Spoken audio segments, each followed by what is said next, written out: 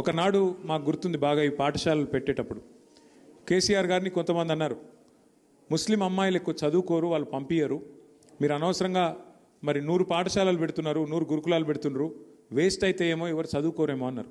కేసీఆర్ గారు ఒక్కడే మాట అన్నారు, తప్పయ్యా మీరు చెప్పేది, ఆడపిల్లలకు వాళ్ళ చదువుకు సంబంధించినంత వరకు ఏ తల్లి తండ్రి అయినా కోరుకునేది వాళ్ళు బాగుండాలని కోరుకుంటారు. వాళ్ళ మతం ఉండదు, కులం ఉండదు. మంచి అవకాశాలు కల్పిస్తే, మంచి సౌలత్ కల్పిస్తే ఎవరైనా తప్పకుండా చదువుకుంటారు, మీరు చెప్పే తప్పు అని చెప్పి 204 గురుకుల పాఠశాలలు ఓన్లీ మైనారిటీ పిల్లలు, ముస్లిం కావచ్చు, క్రిస్టియన్ కావచ్చు, సిక్ కావచ్చు, మైనారిటీ పిల్లల కోసం పెట్టినారు. అందులో 100 పాఠశాలలు కేవలం ఆడపిల్లల కోసమే పెట్టి వారిని కూడా ప్రత్యేకంగా మరి కాపాడింది కేసీఆర్ గారు. వాళ్ళు నిజంగా ఈ పిల్లలు ఇక్కడ ధైర్యంగా నిలబడి మేము మా తల్లిదండ్రుల కళ నెరవేర్చే విధంగా ఒక ఆటో డ్రైవర్ కుమార్తె, ఒక జర్నలిస్ట్ కుమార్తె, ఒక వ్యవసాయదారుడు, ఒక రైతు కుమార్తె, మా కుటుంబంలో నేను మొట్టమొదటి మనిషిని డాక్టర్ అవుతున్నా అని చెప్తుందంటే ఈ ఘనత ఖచ్చితంగా కేసీఆర్ గారికి దక్కుతుంది, వారి విజన్కి దక్కుతుంది.